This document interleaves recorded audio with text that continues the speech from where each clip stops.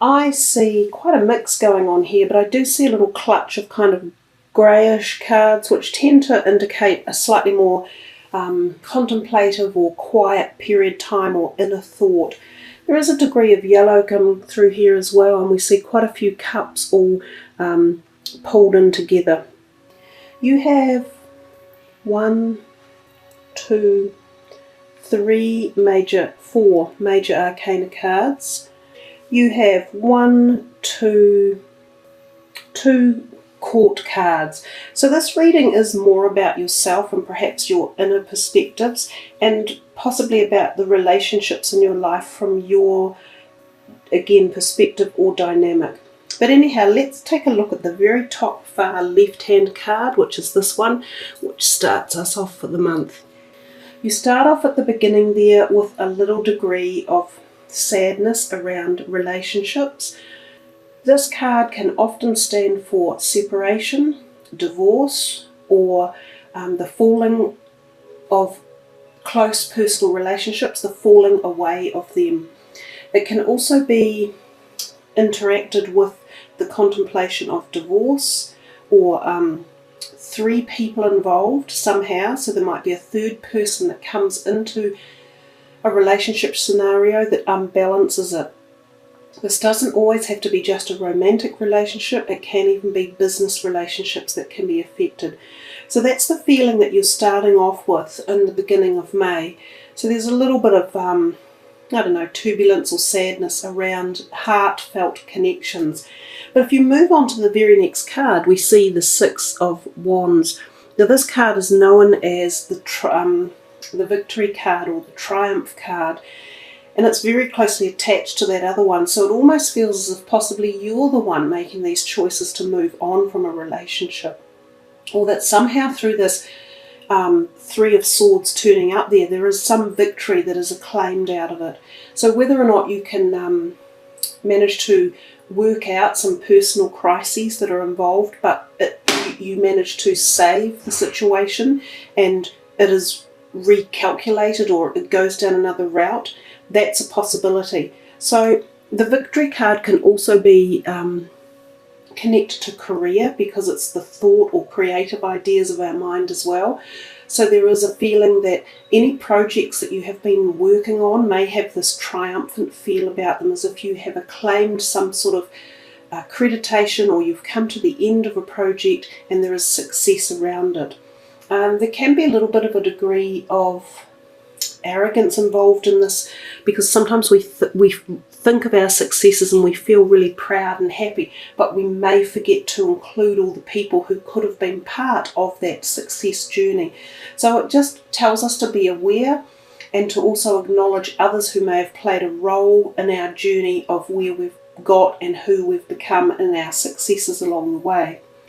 This third card, the Empress, one of your major arcanas, it's a very fertile card, so it's about fertility and conception. So this can be a time where new pregnancies are conceived, but also fertility of the mind, so ideas and thoughts and creative projects. It is also a card of sexual attraction. So some of you may find some really strong chemistry type related relationships coming onto the scene, and they can be quite profound and intense. She is a beautiful card to have in a reading. She is sunny, happy, earth grounded, full of joy, satisfaction, pleasure. She's very giving and just happy and connected. This can also be a time of sort of social activities or engagements where those type of feelings are emulated. And right next to it you have the Wish card, and again this speaks of happy successes, and it can be more than just romance successes. So it can be successes of love or enjoyment, friendships. It can be romance, families, it can be your career, any projects you've been starting. They call it the Wish card because at this point in time it appears that things will be flowing, or there's this energy of connection that allows you to imbue or enjoy your successes. So even though you start this week off with this kind of little bit of unsettled energy around relationships there. You've got 2 of the success cards in the first week. So they really are quite positive. I think if you focus on that as opposed to focusing on any negatives, you'll bring yourself forward in a much better way. We come to the next line and we see here the 10 of Pentacles. 10s, and you have 2 of them in a row. So again, we're getting an amplified message of the number 10 here. 10s are about endings. So you have got endings going on for you in May. There's a relationship that you're letting go. Perhaps it wasn't serving you very well, or it was one you didn't need, or it was an extra relationship that was hidden that needs to be let go.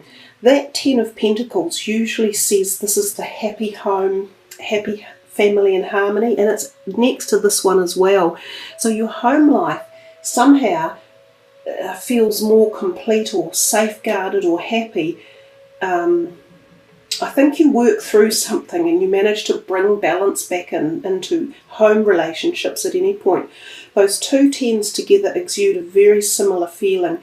The first one is about financial stability, having come a full circle in life, and having your family and your physical manifestations and your prosperity in a good position with sort of positive feeling of balance and control. So it's usually a sign of success in the physical material world, as well as your family being around you and close and connected and you enjoying that.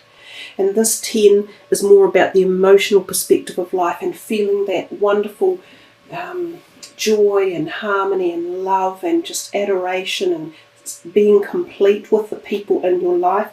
There are children involved, so whether or not these are your own children or siblings or just extended family members or even your broader close family, which you could term as friends. But whatever it is, there's some great harmony and happiness in your reading. You know, the wish card, the 2 10s, very prosperous cards to be thinking on, Scorpio. So you need to, as I said before, imbue the positives in your reading and just bypass any of the little glitchy things such as this one here, the 8 of Cups. So we see this moon up here in the sun, and I think of that as being back in the eclipses, which were in March, and I said that energy would keep protruding itself through for a few months, so this may be coming. There's definitely a walking away from a relationship here. You've started it up here, I think you carry it through here.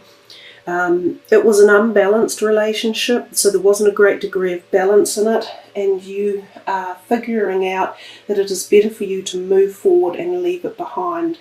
And once you make that decision, you will know that every time you close a door, there's a new door opening.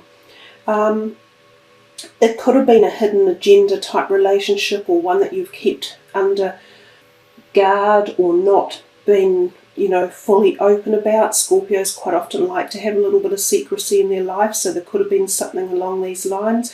But it would feel as though it's just time to let it go and groove into the newness as you walk forward and seek something else for your heart and for, love and romance connections. It doesn't have to be tied up with these 2 cards. This just could be another paradigm of you or another portion or angle. We come to this card in the end of this week, and this is the Hanged Man. It means he's come to a crossroads most usually, and it could have something to do with this feeling of walking away. So sometimes he was on a direction, and then something comes and sort of says to him, no, we're changing direction. We're making changes in our attitudes or our opinions, or a project that we've been doing, or any of those type of feelings is what the Hanged Man presents us with. It's often a time when delays will set in, so if you were wanting to get quick action of anything at this time, most of the times things will be a little bit cut and stagnant, and you have to wait for it to re-access itself again and to restart up. Sometimes it takes an illumination from your end, some sort of thought process where you get the aha moment and you go, got it. That's what I need to do. So some of this you could be called, some of this card's energy you could say is just about taking a step back and seeing the bigger, broader picture and being able to implement that into your situation, some of which could be emotional and others of which are much more directional in life, and could even include your career perspectives or where you live or your whole way you want to move forward. It can also pertain to spirituality. And we come down here to the Hierophant. This is the beginning of the 3rd week for you in May.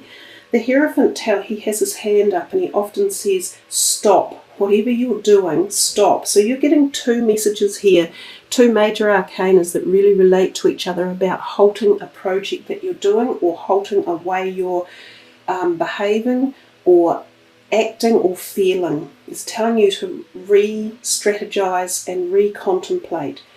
The Hierophant is also a religious card, or, sort of a card of religious belief.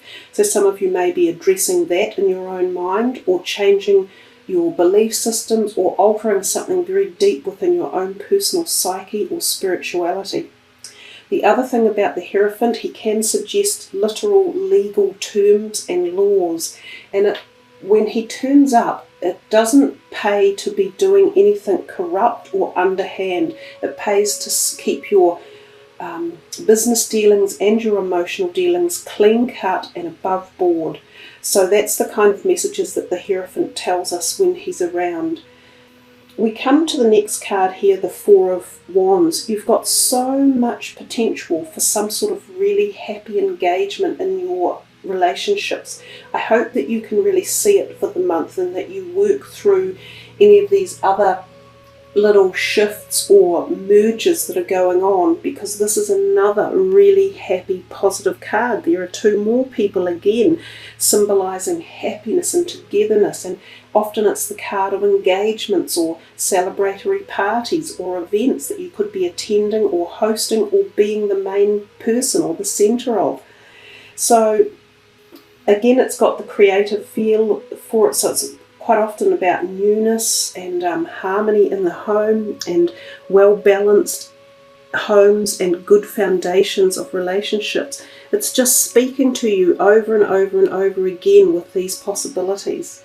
It's like you've got 2 things going on, as if I get the feeling that something's been hidden, and you're either having to come to face getting rid of it, or rebalancing it, or choosing between one or the other. But there's like a paradox of stuff going on here for you guys. Right next to that, we get this proposition of love again, and he's heading right into here. So there is definitely love and emotions and heart connection for you in this month of May. It seems very much about yourself and your feelings. I'm really getting that as a strong message. So this is your sign, of course, the watery sign, as are all the cups that have been. And it's the sign, the proposition of the offerings of love. So this could be a young person who actually does come into your life, and it will be a watery sign person. So it could be a heart connection. It's the propensity for new relationships yet again.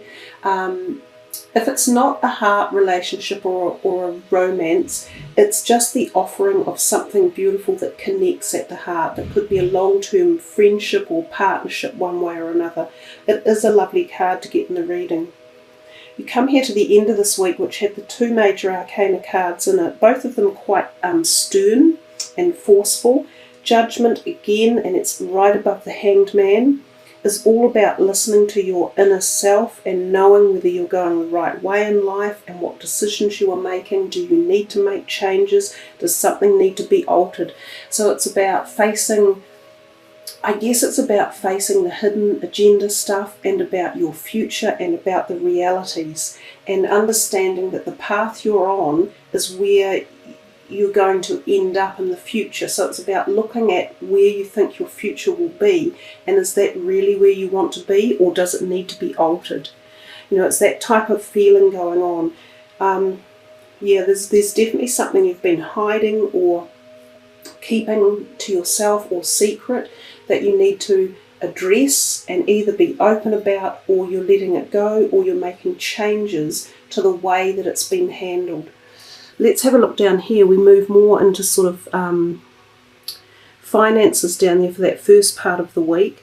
So here with the 4 of Pentacles, it's like you're worried about your money or your investments, or how you've been managing your money, but most of that is more of an inner fear of your own, thinking that you haven't got enough. When we've seen it up here, you are actually quite, well looked after, if you like, at the moment, or if you look hard enough, you'll see it. This card tells us to let go a little bit more and not be so fearful. Of course, keep an eye on your investments and where you have them, and be sound and logical about it.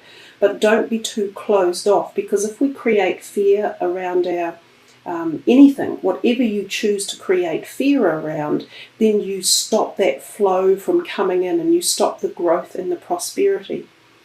I often think this card can sometimes also mean that money could be coming to you from a dividend or a fund or a charity, or even a bequeathment of some sort. There's that possibility.